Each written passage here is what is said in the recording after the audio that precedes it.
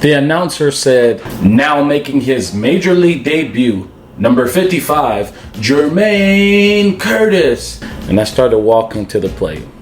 At this time, my heart was pumping out of my chest. I took some deep breath to control my heart. And once I controlled my heart from jumping out of my chest, all I could hear was the screaming fans yelling my name, saying, get your first hit. Let's go. Come on, Jermaine, get your first hit. It seemed like it wasn't real.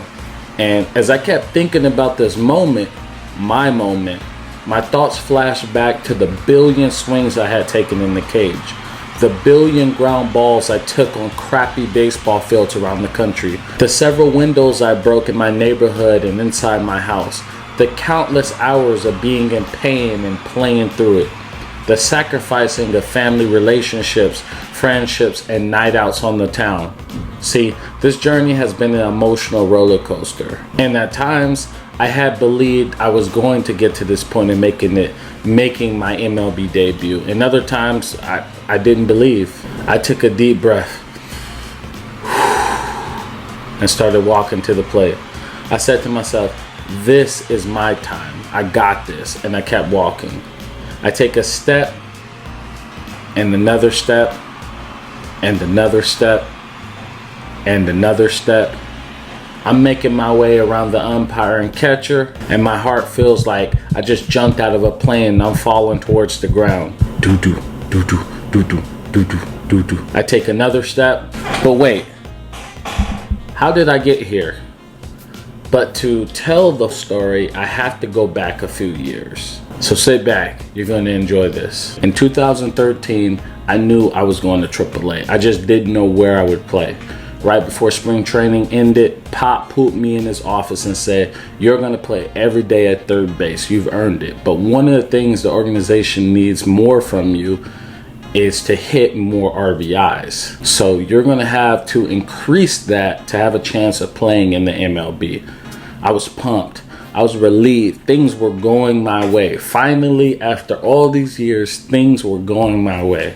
You had no idea how happy I was. I was so happy because I was going to play, but they told me what they actually wanted from me.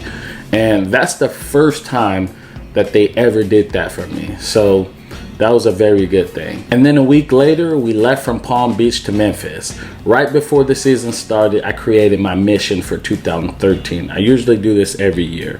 Every year, I create a mission for that year. It has mental game stuff in it. It has all these goals I have in it. It has everything. And every day, I read it to myself 3 times per day. See, the reason I do this is because my mission keeps me on track and never let me lose sight of what I wanted. So that year I put, I am going to be in the major leagues before July 1st, 2013.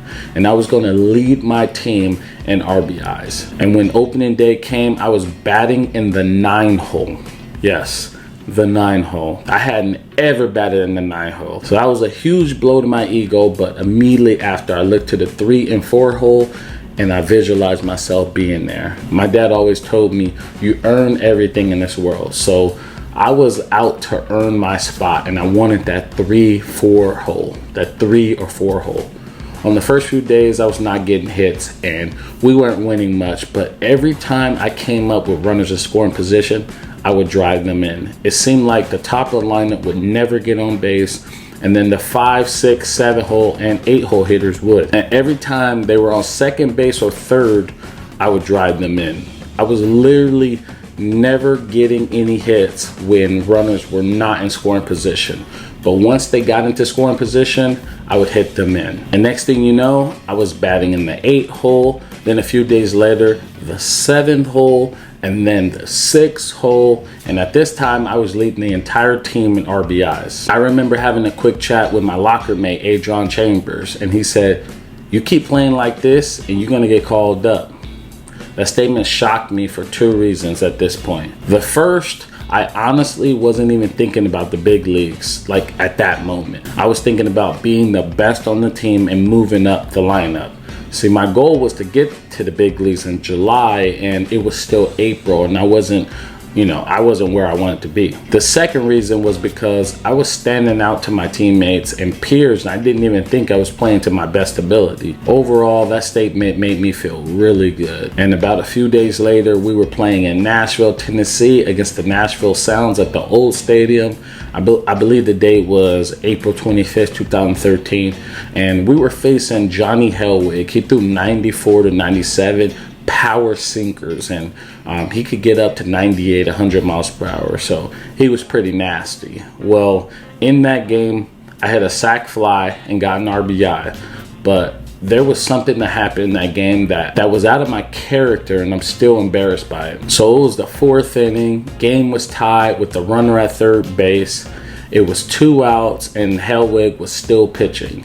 I knew he would throw me a sinker because, he had a dirty power sinker, and he wanted me to roll over the pitch. So first pitch he threw a sinker, and I took it. It was a ball, and I was like, yeah, I got him. I'm going to get this RBI. There's no way he's going to get me. I know what he's trying to do. I'm going to beat this guy. I got him. Literally, my mouth was watering. I wanted that RBI more than anything else in this world. Well, the next pitch, he throws me another sinker, like 95, 96, and I grounded it out to shortstop. And once I hit it, I was mad. I was furious. I did exactly what I didn't want to do. I threw the bat down and kind of jogged to first base. This was out of my character by a long shot. Well, the shortstop bobbled it, and then bobbled it again, and then bobbled it again, and he still had enough time to throw me out at first base. My teammates were upset, I was upset, and I was disappointed in myself, and I knew my manager was going to yell at me after the game, because again, this was out of my character. Well, we ended up losing that game. So after the game, we all go in the clubhouse, and usually the TV is on ESPN when we lose, but there's no volume. Well, on ESPN, Matt Adams had gotten hurt and was put on the disabled list. And I believe Matt Holliday was kind of hurt, and Matt Carpenter was a bit banged up too. I think that's what happened. So everyone was wondering what was going to happen in our clubhouse. When you're that close, everyone's watching. Everybody's watching the big league level. And I was not wondering what happened. I was standing in front of my locker upset that I didn't get that RBI in and that I didn't run to first base. Well, as I was in deep thought, I get a tap on my butt saying, come to my office. It was my manager. And from the sound of it, he wasn't pretty happy. When we get in there, he says, hey, on that play, I'm going to need you to run it out hard. I know you played the game the right way, so I'm not mad, but next time you got to run it out hard. I respond like, yeah, I'm sorry, I got caught up in the game. He laughs and says, that's not why I called you in here. I called you in here because tomorrow you are going to St. Louis. Congrats. I said, no way. You're playing with me. He said, for real? I said, no way. Stop messing with me. He said, you've earned it. And he grabbed me and gave me a hug. Then the other coaches said congrats and also gave me a hug. And when I walked out of the office, the entire team was sitting in the front of their lockers looking at me.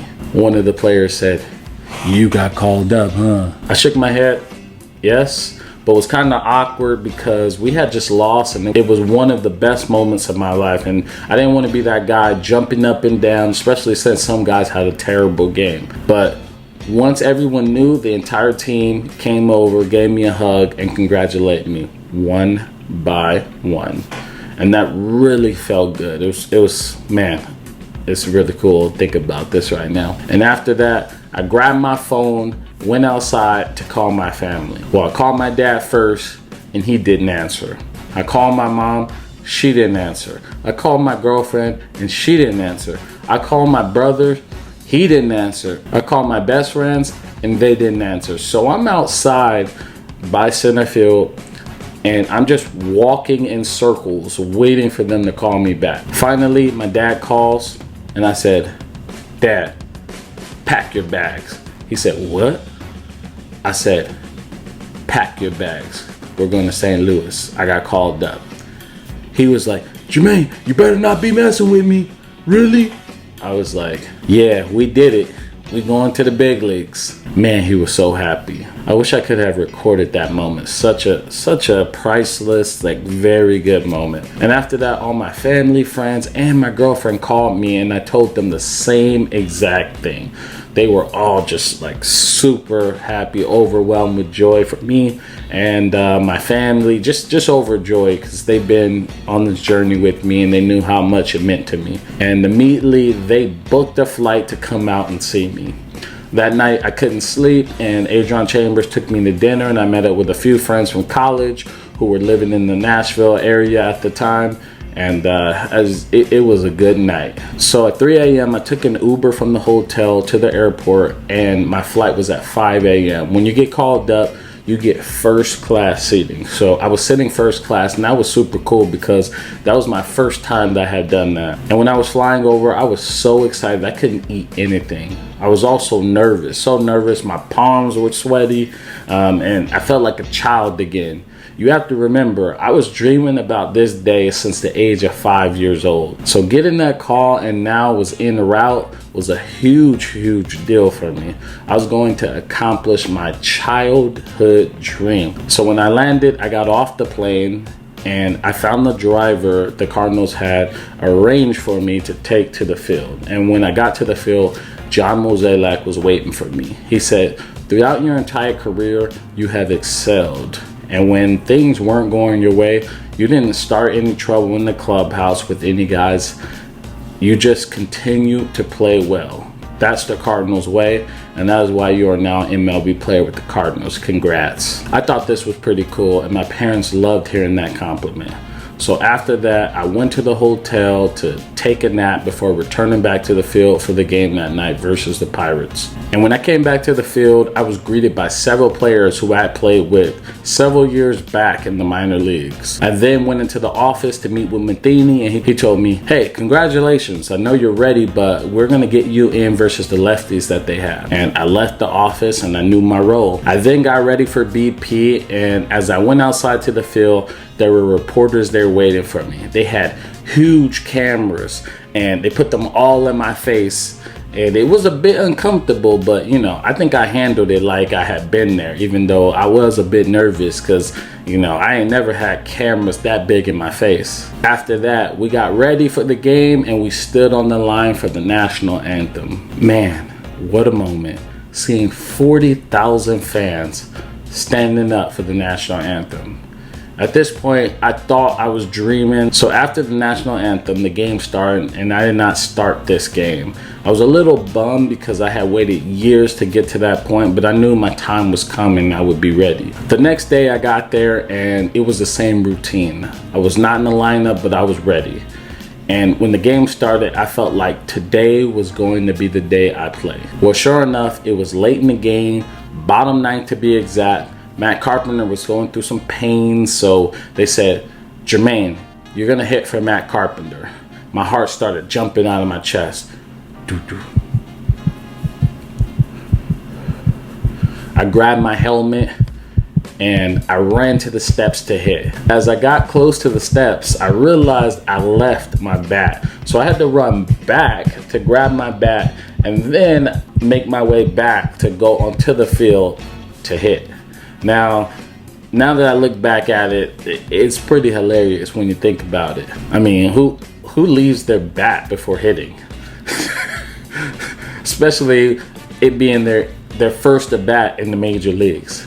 But like I said earlier, my heart was beating out my chest and things were moving fast, super fast. So then I step out into the field, and as I step on the field, the announcer says, "Now on deck, going to make his major league debut." And when he says that, 40,000 fans stood up to congratulate me.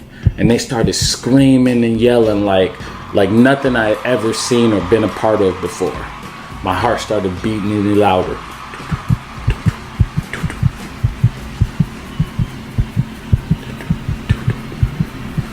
And then the hitter before me got out, so now it was my turn.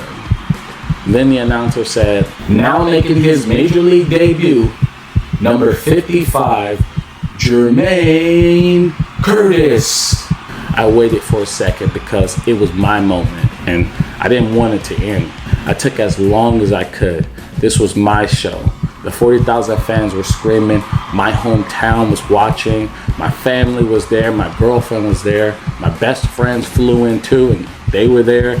This is what I dreamed about for 20 years, every single day. And everything I had worked for came down to this moment right here. I took some deep breaths to control my heart.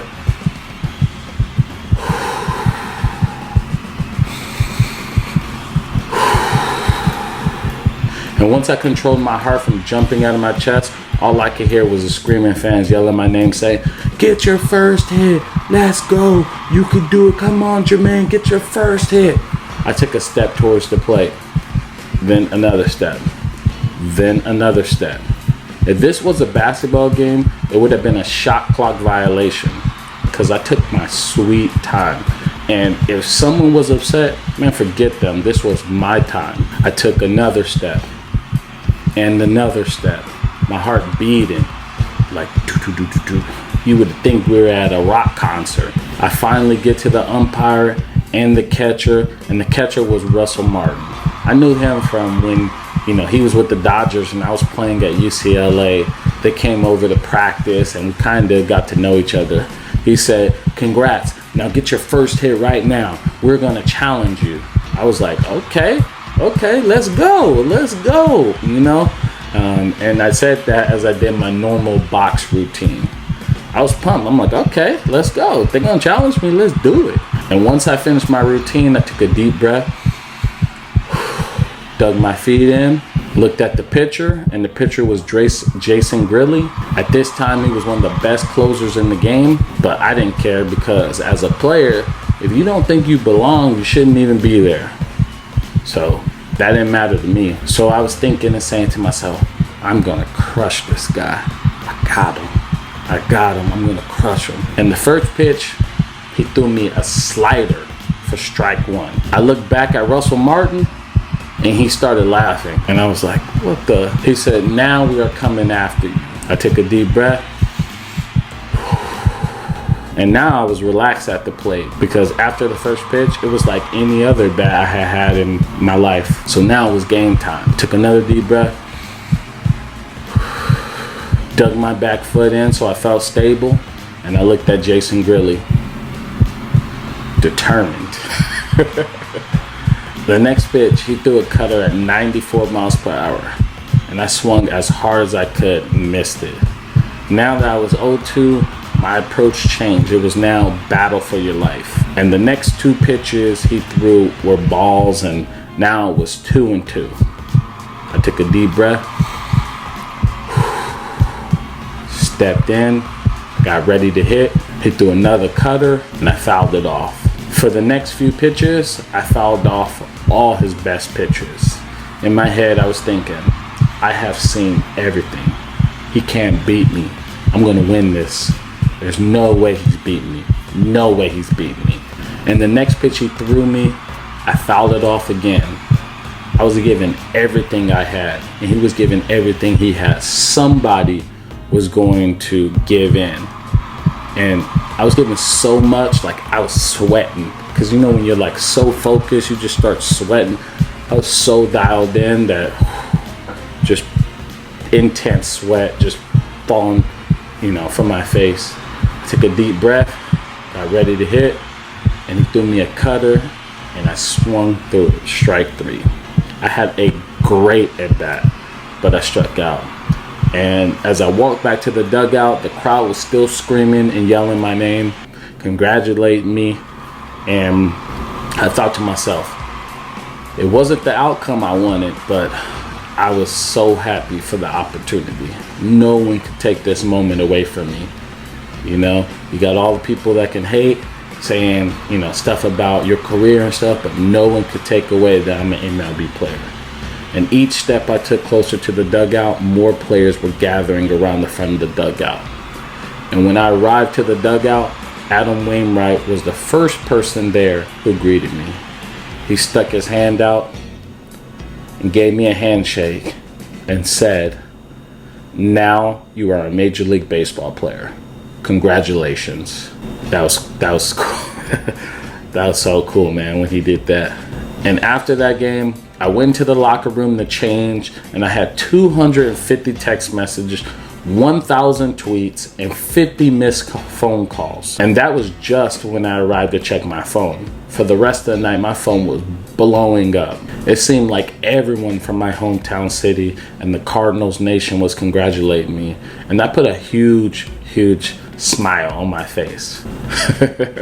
After I showered and cleaned up, and I met my family, my girlfriend, my best friends at the family room waiting for me. I told them, let's go and get something to eat. And I took them out to eat some late night food. And we all talked about the experience. It was one of the best nights I ever had. And that's it. That's my MLB story. Hey, I want to thank you for watching all the way into the end. I hope you enjoyed this short story that talked about my MLB debut. But if you're interested in the full story, click here. It goes through the trials and tribulations, mentally and physically, that I went through to reach my MLB debut.